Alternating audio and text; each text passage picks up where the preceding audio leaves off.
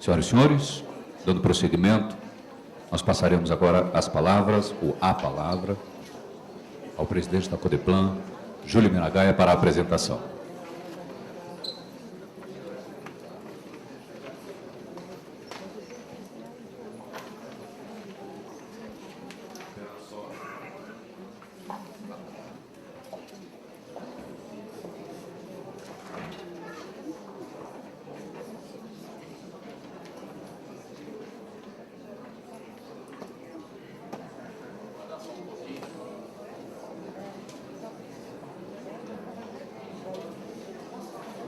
Guardar só um pouco.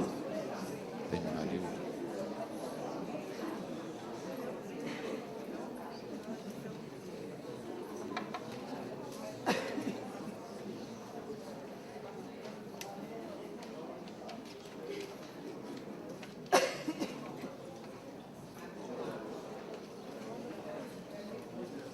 Ok, então vamos lá. De novo, né, boa tarde a todos aqui presentes. Colegas da Codeplan, do CEUB, das diversas secretarias do Distrito Federal, das regiões administrativas. O governador já adiantou bastante, né, do que constitui a PIDAD, né? Trata-se de uma pesquisa domiciliar com informações de natureza socioeconômica, e a gente selecionou aqui, né, todos já tiveram acesso à publicação, mas a gente selecionou algumas publicações, algumas informações importantes, né, que a gente gostaria de chamar a atenção. Antes de passar propriamente a apresentação, né, eu queria enfatizar alguns aspectos importantes. Primeiro, que essa pesquisa, ela é mais um produto, né, que a Codeplan apresenta para a sociedade brasiliense, como bem enfatizou o governador, né, sobretudo, essa pesquisa ela deve ser apropriada pela população brasiliense, né? Não somente, né, pelo governo. Ela é um manancial de informações para o planejamento empresarial, para a utilização pelas instituições de ensino e pesquisa, para as organizações da sociedade civil. Então, esse aspecto a gente gostaria de ressaltar. E dentro desse projeto, dessa perspectiva, né, de recuperação da Codeplan, eu queria até já aqui adiantar que na próxima semana vamos estar realizando um seminário, na próxima não, daqui a 2 semanas, 19 e 20, um seminário sobre as relações entre o Distrito Federal e a área metropolitana de Brasília. Vai ser lá na Universidade dos Correios, né, próximo ali ao IBAMA. Do dia 20 também, que é o Dia da Consciência Negra, e já demonstrando, né, o potencial de aproveitamento da pesquisa, vamos apresentar dados da PIDAD com foco, né, na população negra, o perfil da população negra do Distrito Federal por região administrativa, né, sobre os aspectos da renda, da ocupação e da escolaridade. E no dia 23 vamos estar apresentando o PIB definitivo, né, o resultado final do PIB do Distrito Federal, que vai ser realizado no auditório da Federação do Comércio aqui do Distrito Federal. Nós temos trabalhado dessa forma, né, sempre programando essas divulgações junto com entidades parceiras. Então, estamos fazendo aqui no CEUB, que é parceiro da Codeplan, da Secretaria de Governo, né, no Observatório de Equidade, e a divulgação do PIB na FEComércio, tal qual fizemos no ano passado, quando apresentamos na Federação das Indústrias. Um outro aspecto importante a ser destacado, e o governador também já chamou atenção, aí sim, né, dirigido especificamente às secretarias e às administrações regionais, o manancial de informação que representa essa pesquisa para o planejamento setorial e para o planejamento nas administrações. Eu estou aqui vendo o Wander, que foi nosso companheiro lá na Codeplan, que é atualmente administrador do Lago Sul, e ele sabe, né, perfeitamente a importância dessas informações para que a administração regional ela efetivamente se aproxime das necessidades e das demandas da população, né, que ela serve. E por fim, também destacando aquilo que já foi adiantado pelo governador Agnello, a nossa intenção é realizar a próxima pesquisa já em 2013, né?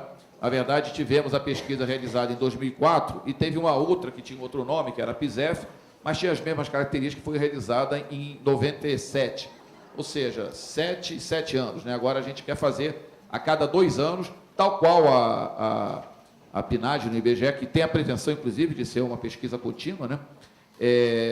Não temos tanto fôlego quanto tem o IBGE ou quanto tem o IPEA, né? Tentamos nos aproximar, mas já vamos realizar a cada 2 anos a PIDAGE e, nos anos pares, né, a nossa intenção é realizar a pesquisa metropolitana por amostra de domicílio, né? Nesses 10 municípios metropolitanos, que todo mundo está consciente, né, um auditório qualificado, e sabe, né, que Brasília, Distrito Federal e esse chamado entorno metropolitano constituem uma única região. Não tem diferença, né? As pessoas que moram nesses municípios trabalham aqui, buscam um serviço de saúde aqui, né, diversão, há uma interação muito forte, como qualquer outra região metropolitana, e temos uma precariedade muito grande de informação nessa região. E o que a gente vai tentar, né, com a PIMAD, a partir de 2014, quem sabe 2013, se tivermos condições, né, recursos para tanto, a gente já estamos firmando um acordo de cooperação, um termo de cooperação técnica com a Secretaria do Entorno de Brasília, com a Secretaria do Entorno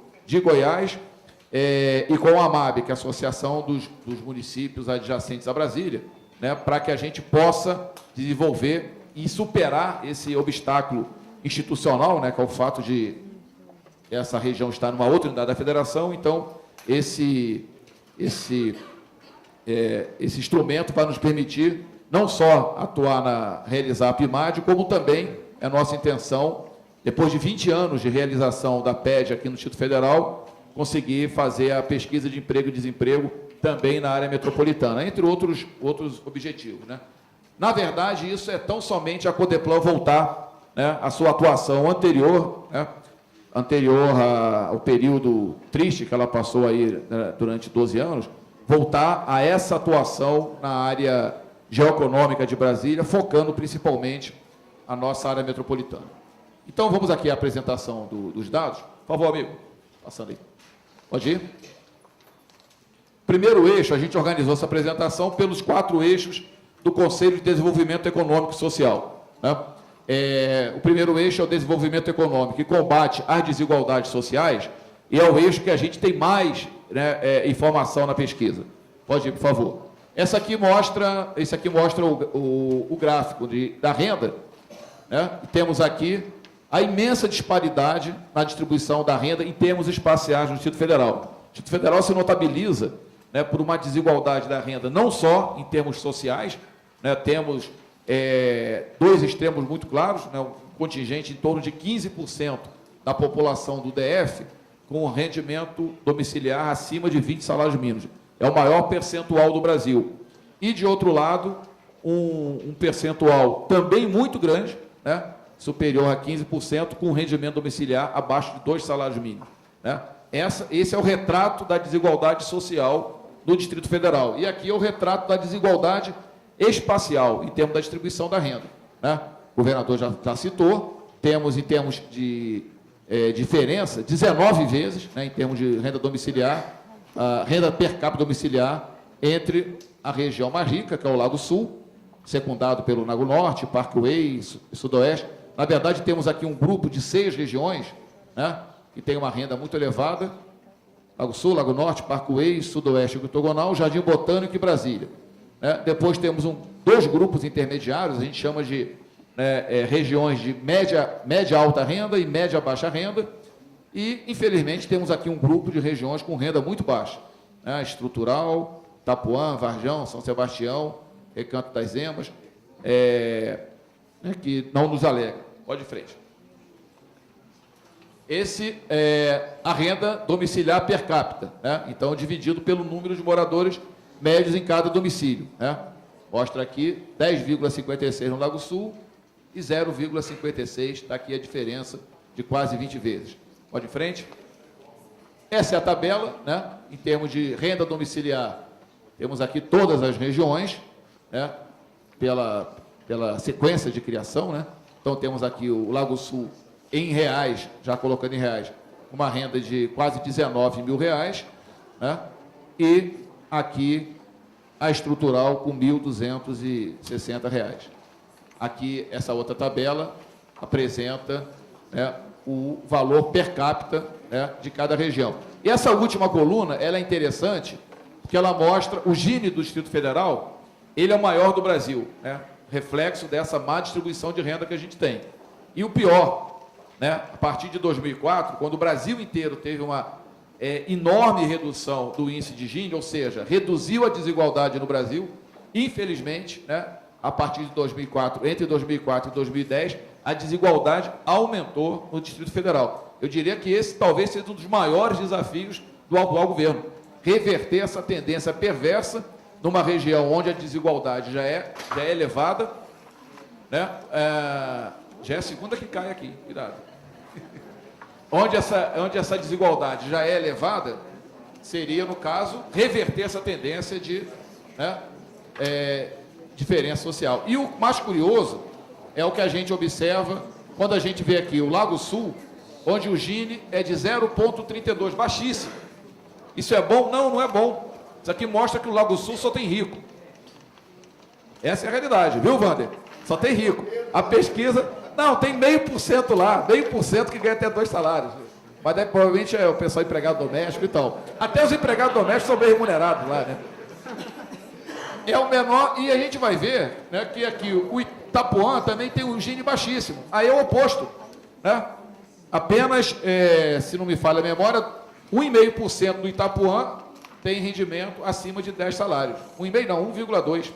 Né? Então, mostra esses dois extremos, né? Ou seja, uma região, diferentemente de outras metrópoles brasileiras ou do mundo, né? Onde essa segmentação social não é tão evidente. Aqui ela realmente criou, né, uma geografia toda peculiar, com essa concentração de pessoas mais ricas em determinadas regiões, pessoas pobres, né, em outras regiões, e um grupo de RAs onde essa questão não é tão forte.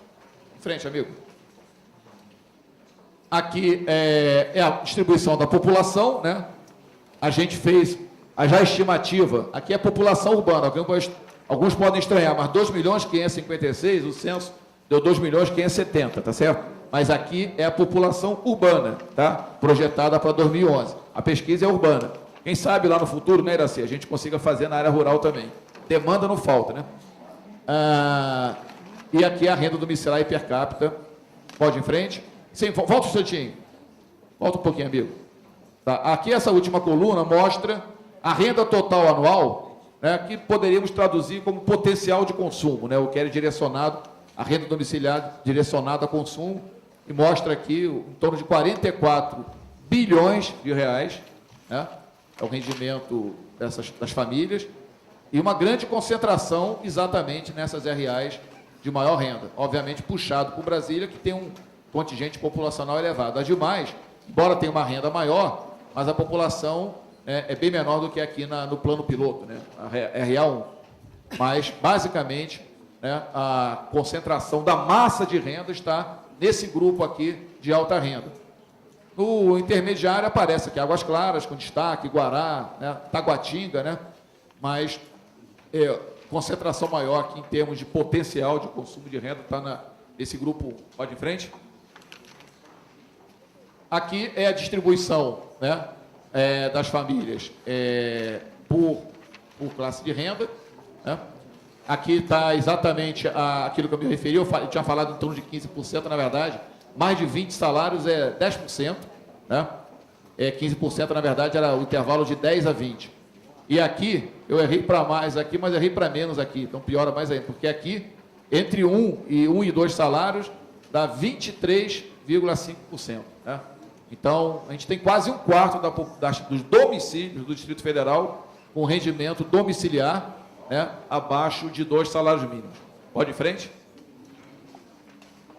Aqui é a tabela que mostra a infraestrutura urbana, né? Abastecimento de água. Aí temos quase que uma universalização, isso é um ponto positivo, né? Hoje a gente tem praticamente quase todos os domicílios do Distrito Federal, na média 98,5%. Uma outra região está abaixo aí de 97%, 96%, pouquíssimas. Em termos de esgotamento sanitário, o quadro já não é tão positivo, né? 87%, várias regiões com 100%, né, de esgoto sanitário ligado à rede geral, mas ainda temos algumas regiões, inclusive regiões de renda mais elevada, como Vicente Pires, né, como o Jardim Botânico, que recorrem à fossa séptica, né, tem uma explicação para isso, não é uma situação de forma alguma degradante, a pessoa não está ligada à rede geral, desde que ligada a uma fossa séptica e não a fossa rudimentar, aí sim, né, é uma condição degradante. A coleta de lixo, né, também quase que universalizado, 98%. Então, em termos de infraestrutura, o Distrito Federal tem uma situação realmente muito boa, comparativamente às demais unidades da Federação. Pode ir? Aqui, em relação aos domicílios ocupados, segundo a condição, né, a gente vai ver um outro problema que temos no Distrito Federal, é um outro desafio do governo. Recentemente, foi feita uma doação pela SPU do Ministério do Planejamento ao governo do GDF, né, de uma área de 2,5 milhões de metros quadrados no Itapuã. Outras iniciativas estão sendo tomadas nesse sentido, com o objetivo de reduzir a situação de irregularidade que temos na maior parte, em boa parte dos nossos terrenos, dos nossos domicílios, né? O próprio governador se referiu a isso, em torno de 30%, quando ele assumiu o governo, em torno de 30%, um terço, né, dos domicílios se encontravam em situação irregular. E está sendo feito um esforço muito grande no sentido de reverter essa situação, né? Nós temos aqui, se somarmos, próprio em assentamento, invasão, próprio em terreno não legalizado, aqui já supera 20% e tem outras condições ainda de não regularização. Pode ir? Voltando, essa é uma informação de fundamental importância, né, para o planejamento das áreas da SEDAB, de todas aquelas secretarias que atuam, né, com a questão habitacional, com a questão da infraestrutura urbana, com a questão da regularização fundiária. Domicílio, aqui é a própria, né, a tabela, pode ir em frente. Aqui é a população ocupada por setor de atividade remunerada, né, e a gente vai observar, né, uma forte concentração em algumas condições, né, e chamar atenção aqui para a administração pública, né, federal e distrital, que soma aqui em torno de 22%. Né? E o interessante nisso, e entender como isso se associa à lógica, à questão da ocupação, à lógica da renda e da distribuição da renda em termos espaciais. Quando a gente divulga a PED, a gente observa a pesquisa de emprego e desemprego, nós observamos que o rendimento entre os assalariados do setor público e os demais trabalhadores, né, do setor privado, ele tem aumentado no Distrito Federal ao longo dos anos, né, particularmente nessa última década aumentou muito. A diferença entre a média setor público e setor privado era de 2,7 vezes, sempre foi maior, era de 2,7 vezes em 2000 e aumentou. Chegou a 4,4 vezes em meados desse ano, agora baixou um pouquinho para 4,2 vezes. E isso, né, fica muito claro aqui, quando a gente observa, né, que se na média do Distrito Federal é 22%, em Brasília chega a 46%. Né, 46% do pessoal ocupado está no setor público. Né? Se a gente observa aqui o Lago Norte, quase 50%, 31%, com mais de 19%, 50%. Né? O Sudoeste é onde esse percentual é maior, chega a 54%. Ou seja, nas regiões de renda mais elevada, existe uma concentração, né, muito maior do pessoal lotado no setor público. E é quando a gente vai ver a situação aqui do Itapuã, 2,5%, na estrutural, 1,8%, 2,9%, né? No Varjão um pouquinho maior, 4,7%. Ou seja, essa é uma outra realidade perversa do Distrito Federal. Né?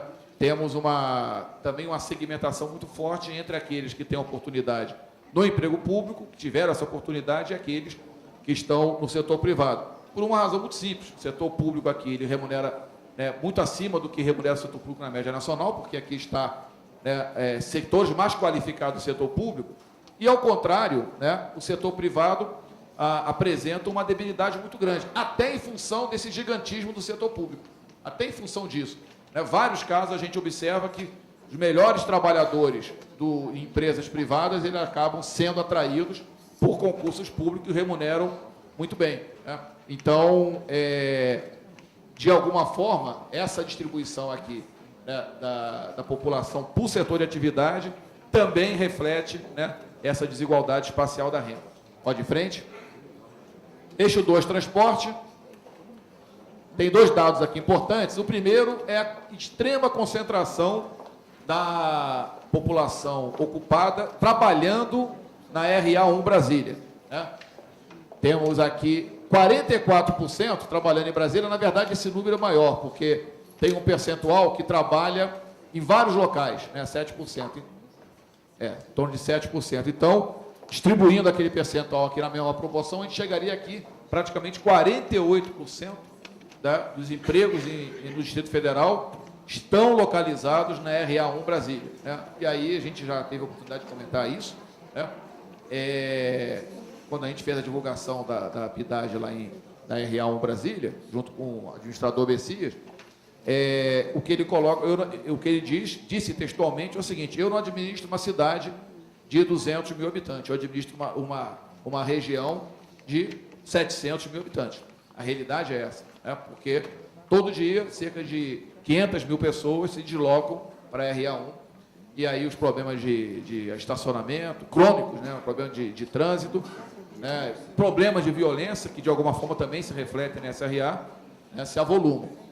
E depois, quer dizer, há uma distribuição, algumas regiões apresentam já uma maior vitalidade em termos de geração de emprego, né? Alguns polos que vêm se consolidando, como Taguatinga, Sobradinho, Guará, o Gama, né? Mais recentemente Samambaia, mesmo Ceilândia, mas outras regiões, né? Um percentual muito baixo, né?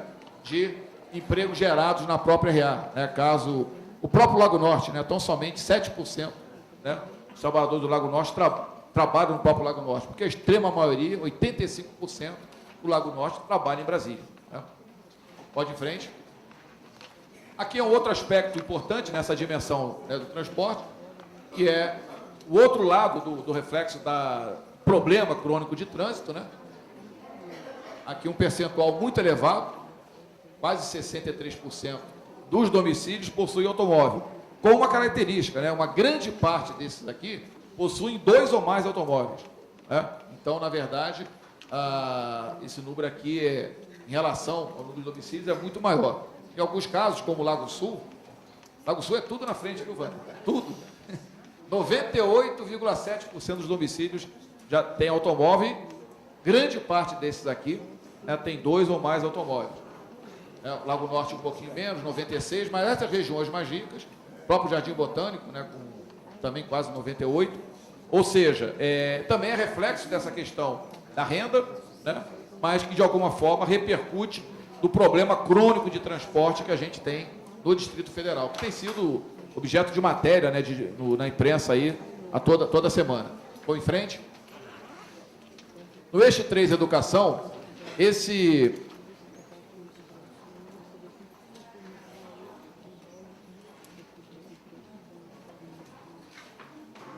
é um item complicado. Pode passar.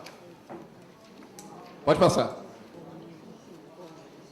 Essa é uma situação complicada, porque a gente observa que na educação existe um quadro, em termos de desigualdade, pior do que a desigualdade da distribuição da renda. E é preocupante porque a gente sabe, né, todos sabem, que é pela educação, pela qualificação profissional, que as pessoas passam ou têm chance de ter acesso, né, a uma renda melhor, a um emprego melhor. E realmente aqui no DF nós temos uma situação muito ruim. Aqui são os analfabetos, ou aqueles que apenas lê e escreve, 3,7%. Né? Depois a gente vê aqui o fundamental incompleto, quase 30%. Né? Se a gente soma um e outro, né? 33%, 34%, né? Numa situação muito precária em termos de escolaridade, né? Analfabetos, e a gente sabe que nesse fundamental incompleto aqui tem muitos, os chamados analfabetos funcionais, estão aqui. Mas quando a gente olha por região administrativa, pode ir em frente. Né? Aí a gente vê essa disparidade, né? Obviamente, Lago Sul aqui, Brasília e tal, com alguma coisa em torno de 0,5%, mas nas regiões mais pobres, essa taxa chegando a superar 6%. Eu não sei se eu coloquei aqui, é da fundamental incompleto, coloquei, Iraci? Não, né? Passa em frente. Já vai o... Então volta naquela, por favor. Volta um pouquinho, amigo. Mas se a gente soma a esse percentual, por exemplo, aqui na Itapuã, está aqui, 5 e pouco por cento. Itapuã tem 60% de Itapuã tem fundamental incompleto. 60%. Se somarmos a esses 5 e pouco, 2/3 da população de Itapuã tem ensino baixa taxa de escolaridade, baixíssima taxa de escolaridade, 2/3. Não sequer chegou a concluir, né, o ensino fundamental. Pode ir em frente. E isso é uma situação no Itapuã que se reflete também na estrutural, no Varjão, Recanto das Emas, em percentuais um pouco menores, mas também muito intenso. Ao passo que, nível superior, aqui chefes de domicílio, né? Responsáveis de domicílio. E a gente vai ver o Lago Sul, 85%, quase 86%, 2 chefes de domicílio têm nível superior, né? E aqui, incluindo, né, pós-graduação, mestrado, doutorado, no Lago Norte um pouco menos, 84%, 81% no Sudoeste, e a gente vai ver que lá no Itapuã, estrutural, Recanto das Emas, né, tudo em torno de 1 a 2%. Né? Essa talvez seja uma distorção maior do que propriamente, né, em relação à renda. Vejam bem, enquanto aqui o chefe de domicílio no Lago Sul tem 86% com nível superior completo, e aqui na outra ponta 1%, em relação ao analfabetismo e o ensino fundamental incompleto, a gente praticamente não encontra no Lago Sul, nessas regiões mais ricas, mas nessas regiões mais pobres a gente vai encontrar em torno de 60%, né, dos chefes de domicílio nessa situação. Então, é uma situação, uma situação realmente de extrema discrepância, né, entre as RAs. Em frente. Aqui são os vários números, vamos passar. Por fim, no eixo saúde, o eixo saúde é o único eixo que a gente não tem informações mais substanciais, e a gente já estamos trabalhando no relatório de 2013, na PIDAI de 2013, para apurar desse eixo. A gente pode passar um pouquinho. A gente só tem informação sobre plano de saúde, se a pessoa possui ou não possui, e se ele é empresarial ou individual. Né? Muito pouco para a área de saúde. Então, a gente vai incorporar perguntas do tipo se ele usa o serviço público de saúde, né? Em que região que ele usa esse serviço, ou se é um serviço privado, ou empresarial, ou individual, mas, no caso, né, aqui do Itapuã, de novo, apenas 3%, né, possui plano de saúde, 3% também no estrutural, né, mostrando a mesma discrepância, a mesma disparidade. Pode ir? Pode ir. Aqui é uma diferença, já terminando, né, uma comparação de 2004 a 2011, a gente vai observar que, né, a renda domiciliar ela tem uma pequena queda, a per capita mantém por conta da redução do tamanho da família, mas, na verdade, isso aqui mascara o crescimento da renda, né, do ponto de vista geral, porque ela está expressa em salários mínimos, e o salário mínimo, exatamente nesse período aqui, ele praticamente dobrou em termos reais, né?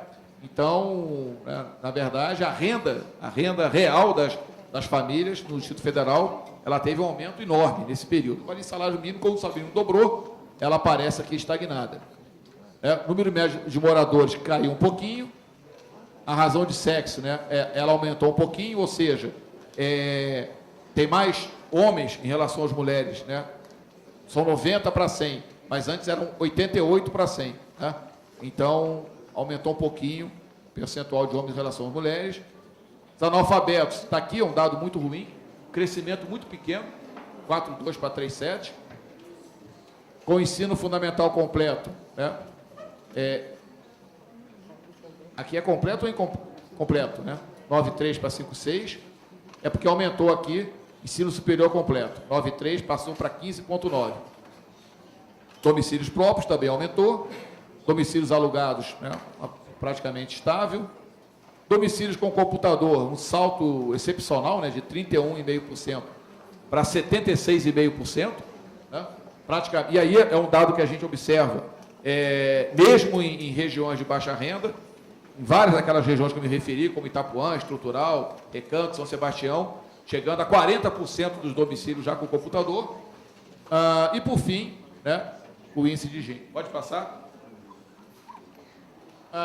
Então, o Distrito Federal apresentou uma renda alta, conclusão, né? Assim como são elevados diversos indicadores de qualidade de vida. Se a gente observa o conjunto do Distrito Federal, essa é uma realidade. São evidentes, contudo, as substanciais diferenças socioeconômicas entre as 30 regiões administrativas pesquisadas, que acabamos de ver. A renda distribuída de forma irregular entre as RAs resulta numa forte estratificação espacial em seu território, né? Eu diria, né, que o governo do Distrito Federal, quando ele assumiu em 2011, ele sabia o retrato da nossa região, né? Toda a sociedade de Brasília conhece.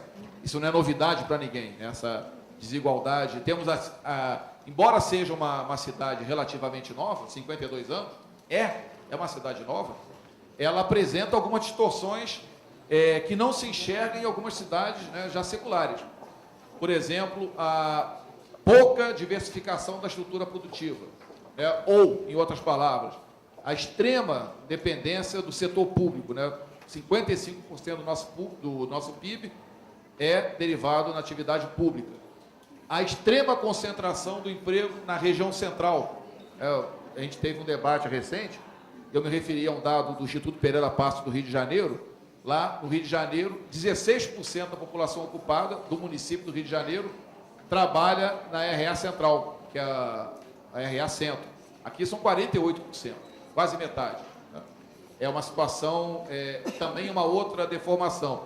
A desigualdade social da renda, também uma cidade relativamente nova e que foi criada no bojo de um projeto tão bonito, né, moderno, uma situação onde a gente vê extremos tão acentuados e, principalmente, essa desigualdade em termos espaciais, da distribuição da renda.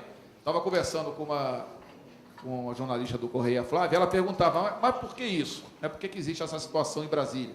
Porque se a concepção era de uma cidade mais integrada, né, onde uma maior aceitação da diferença, eu acho que ela tem razões, primeiro, na estrutura produtiva, né? A questão dessa diferença enorme entre rendimentos de diversos segmentos de atividade. Mas acho que tem também um pouco da geografia. Eu acho que a geografia de Brasília é diferente da do Rio de Janeiro, da de São Paulo, da de Recife, onde a gente vê algumas áreas nobres, perto daquelas áreas de favela, das áreas alagadas. Então, a construção da cidade, o não planejamento dessas cidades, levou a essa, né, mistura, vamos dizer assim, da população, ricos e pobres, né? No Rio de Janeiro, a Rocinha está ali, né, a 500 metros de São Conrado, diferentemente de Brasília, onde o planejamento associado a essa geografia muito peculiar permitiu essa extrema estratificação, né?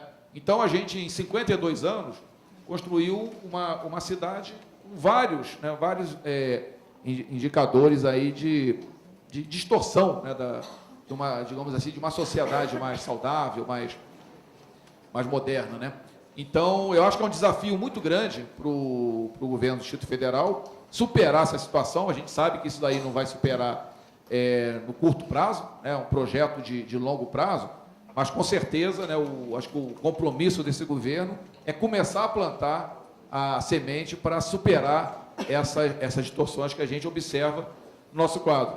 E para finalizar, né, dizer que essa é uma contribuição da Codeplan. É sempre bom a gente lembrar que em todo o planejamento do governo federal, o propósito de reduzir a desigualdade de renda, o papel que as instituições como o IBGE e o IPEA tiveram, nem sempre notado, mas ele foi fantástico, né? Aí o IBGE teve uma melhoria em termos de produção técnica excepcional, né? O IPEA também, e foram dois instrumentos fundamentais para o governo alicerçar as suas políticas públicas e obter resultado dessas políticas públicas, né? E, na verdade, é isso que a gente, na nossa devida dimensão, né, e com toda a humildade, que a gente propõe que a Codeplan assuma, né, um pouco dessa responsabilidade de fornecer, de municiar essas informações tão importantes para o planejamento governamental, para que o governo possa obter sucesso, né, em começar a reduzir essa desigualdade que a pesquisa apontou entre nossas 30 regiões administrativas. Obrigado.